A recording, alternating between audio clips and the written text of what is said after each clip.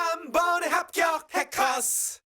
제가 이 문제를 처음 딱 본다라고 하면 어떤 부분에다 집중을 할 것이냐라고 하면은 이 갑을병 3명이 굉장히 짧게 나와 있다는 거에다 포인트 둘 거예요. 자, 본문의 내용을 봤을 때 오른쪽 왼쪽 딱 비교를 해보자고. 오른쪽 문제 같은 경우는 주장이 이만큼 길게 나와 있죠. 주장만 해도 한 15줄 정도가 나와 있어요. 근데 왼쪽 문제는 어때요?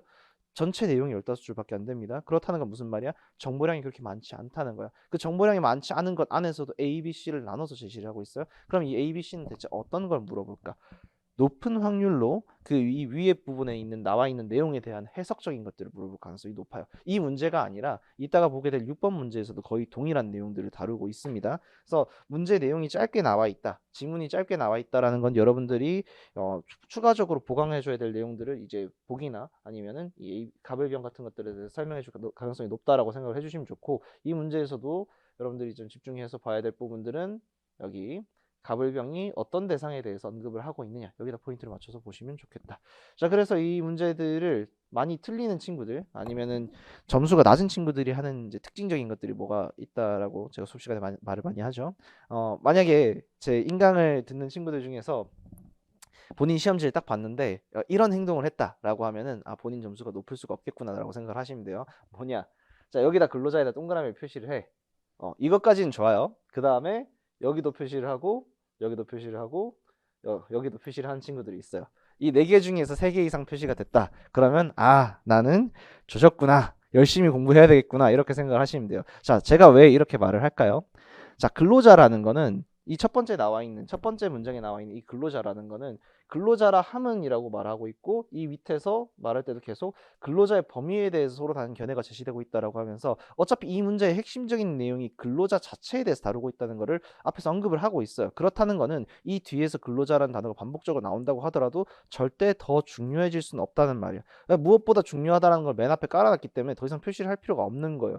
여러분들이 생각해야 될 이 쟁점이라는 것 자체가 근로자라는 걸 이미 알고 있다면 이 뒷부분은 절대 표시할 필요가 없는 부분이다. 근데 많은 친구들이 표시를 하고 있다는 거지. 그러면 안 된다는 거예요. 그래서 이 부분은 표시를 안 하는 게 좋은 거고, 그러면 표시를 해야 될 건 뭐냐?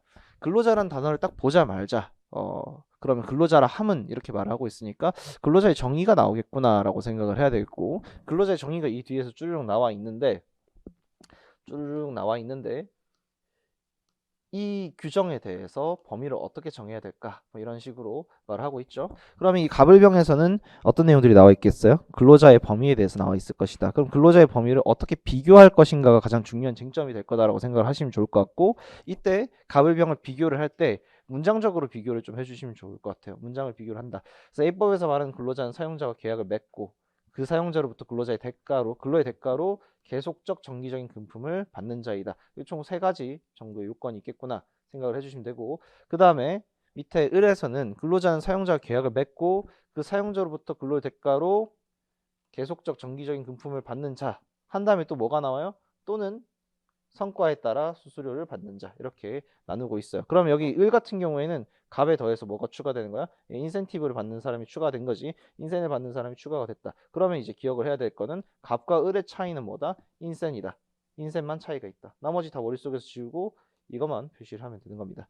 그 다음에 병은 뭐라고 하고 있냐? 일시적으로 실업 상태에 있는 자나 구직 중인 자도 노동 3권을 보장할 필요가 있는 A법에서 말하는 근로자에 포함된다라고 되어 있는데, 얘는 뭐라고 하고 있냐?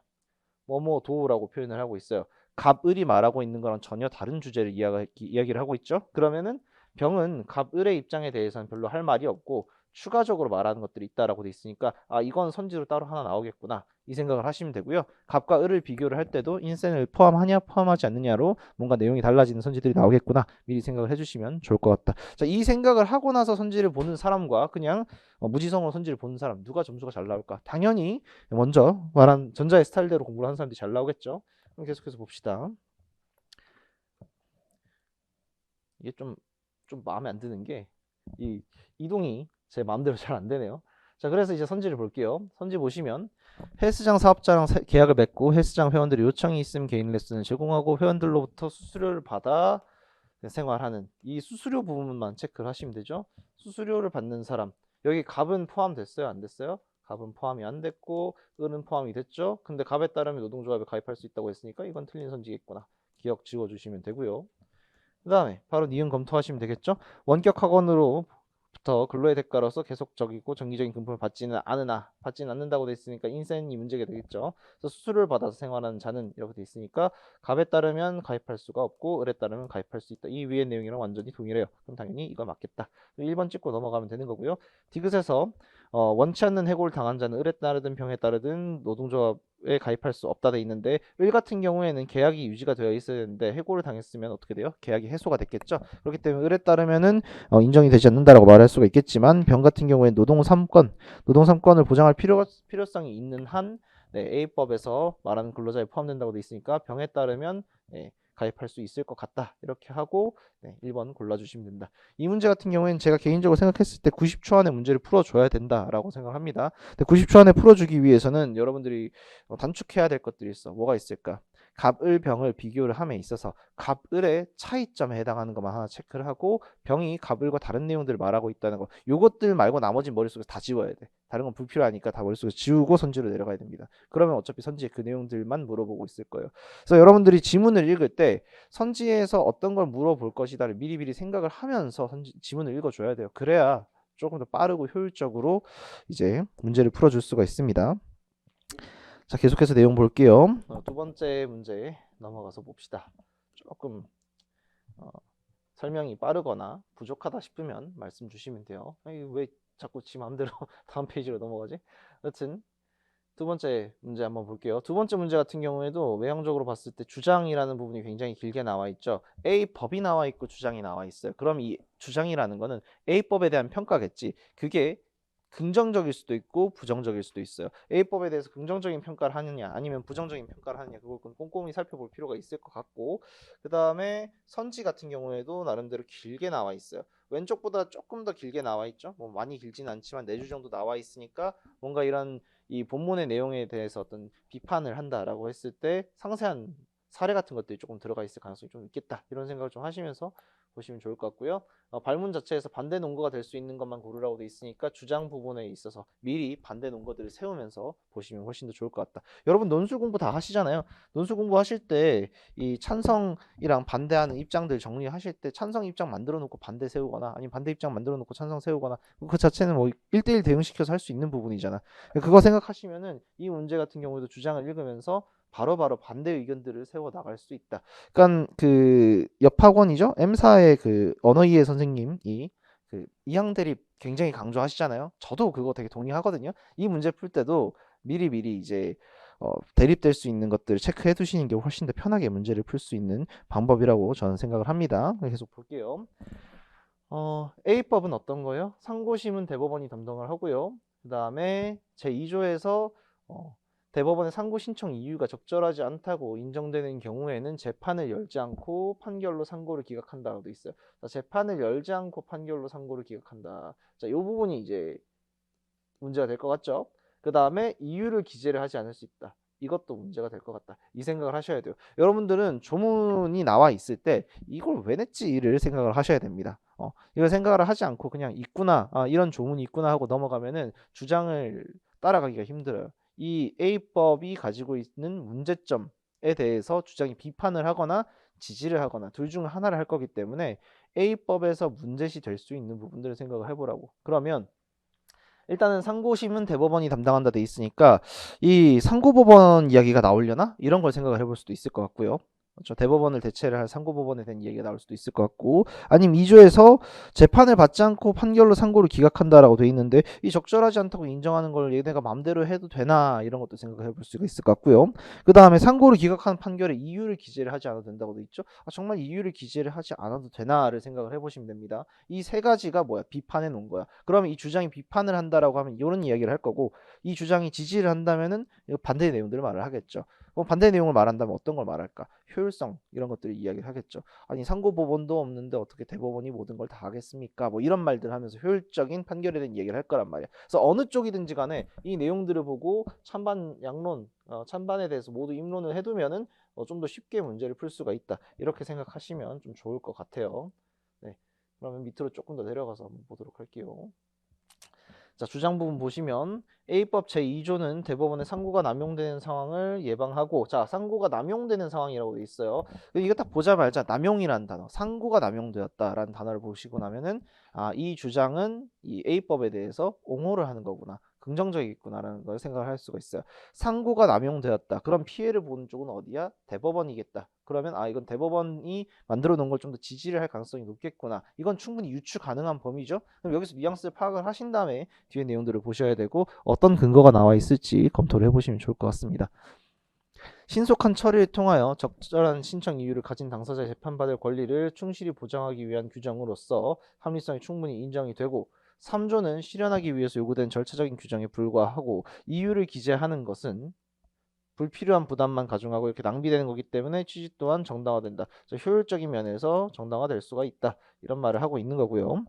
그 다음에 일반적으로 판결의 이유 기재를 요구하는 목적은 이런 것들이고, 그래서 작은 것들은 생략이 될 수가 있다. 그래서 이유 기재는 필수적인 요소가 아니라 선택 사항이다. 자, 그럼 누군가 필수적인 요소인데요라고 말을 하면 뭐야? 바로 부정이 되겠지.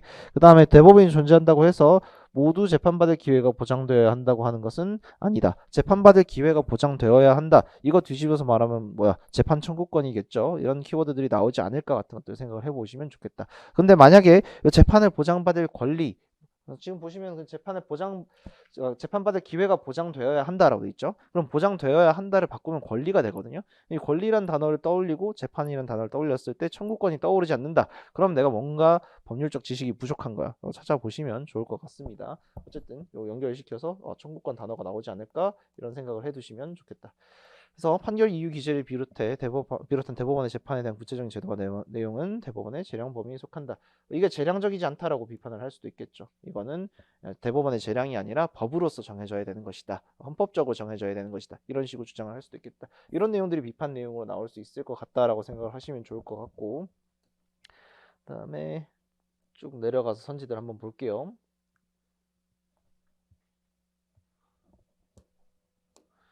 재판을 받을 권리는 재판이라는 국가적 행위를 청구하는 권리고, 청구권에는 청구에 상응하는 상대방의 의무가 반드시 결부된다. 여기서 포인트 잡아야 되는 건 반드시 결부가 된다라는 거야. 재판을 받을 권리, 재판 청구권이 있다라고 했을 때 거기선 반드시 상대방의 적절한 대응이 응대가 필요하다라고 주장을 하고 있습니다. 그렇다라고 한다면 이거는 내가 재판을 하든 말든 이런 거는 선택 사항이다. 재판받을 기회가 보장되어야 하는 것은 아니다. 이 부분에 대한 직접적인 비판이 되겠죠. 이 부분에 대한 직접적인 비판이 될 거고, 그렇다면은 이런 성실히 답할 의무를 지키지 않아도 된다라는 이 주장은 당연히 약화가 될 거다. 기억이 맞다면 이 주장은 약화가 될 거다. 당연한 내용인 것 같죠. 그다음 니은에서 재판을 받을 권리는 재판 절차의 접근성 부장과 절차의 공정성 보장을 주된 내용을 하는 기회 보장적 성격을 가지며, 법원의 판결의 정당성은 그 판결에 대한 근거 제시에 의해서 좌우된다. 위에서 뭐라고 했어요? 근거를 제시할 필요가 없다고 했고 생략해도 괜찮다고 했고 뭐 이런 식으로 말했잖아요. 그 부분에 대한 직접적인 비판이다. 근거 제시에서 이 비판이겠구나라고 생각을 하시면 될 것 같다. 자, 이 말이 맞다면 대법원 판결이라고 하더라도 반드시 이유를 제시를 해줘야 되겠죠. 기각이라고 하더라도 제3조 제2항과 같이 제3조에 나와 있는 내용과 같이 판결 이유를 기재하지 않을 수 있다는, 적절하지 못하다 이렇게 생각을 하시면 좋겠다. 그 다음 디귿에서 대법원의 판결은 국민이 유사한 사안을 해석하고 규범적 평가를 내리는 사실상의 판단 기준으로서 기능을 하며 그 논증 과정 역시 동일한 기능을 수행한다라고 되어 있어요. 자, 일단 기억 니은이 맞았기 때문에 5번 말고는 고를 수 있는 게 어차피 없습니다. 하지만 이 디귿 자체는 시험장에서 보면 사실 그렇게 눈에 들어올 만한 선지는 아니에요. 디귿부터 평가를 했다라고 하면 좀 답을 잘못 고를 수도 있는 그런 거라고 생각합니다. 올해 시험 문제들이 좀 그런 문제들이 많았었는데, 어쨌든 이 디귿 선지 같은 경우에 논증 과정이 중요하다라고 하는 것, 이게 본문에 나와 있는 어떤 그 생략 가능성, 어떤 논리적인 부분에 있어서 효율적인 것들을 중요하게 생각을 해서 생략해도 된다라는 이런 부분에 대한 비판이라고 생각을 하시면 디귿 선지도 충분히 쉽게 맞다라고 할 수가 있을 것 같습니다. 아마도 이제 기억 니은 선지는 본문에 그대로 나와 있기 때문에 쉽게 처리할 수 있지만 디귿은 직접적으로 나와 있지는 않아요. 패러프레이징이 많이 된 선지라서 시험장에서 디귿부터 보면 분명히 틀렸다라고 할 가능성도 꽤나 있다라고 생각을 합니다. 그래서 이런 부분들은 판단하기 어렵다라면 나머지 선지들을 같이 고려를 해주세요. 생각보다 추리 논증이 선지 수가 적어요. 만약에 상황 판단 문제라고 하잖아. 상황 판단이라고 하면은 40문제 기준으로 했을 때 선지가 한 170개 정도를 평가를 해야 되거든요. 근데 리트는 어떠냐? 40문제 다 해봤자 한 123, 4개밖에 안 돼. 생각보다 평가해야 될 선지 수는 훨씬 적고 시간도 훨씬 더 많습니다. 그래서 내가 헷갈리는 선지가 있다. 그럼 걔를 내버려두고 나머지 거를 확인하시는 게 좋다. 이렇게 보시면 될 것 같아요. 이 문제 같은 경우에도 네, 틀린 친구들이 좀 있죠. 네.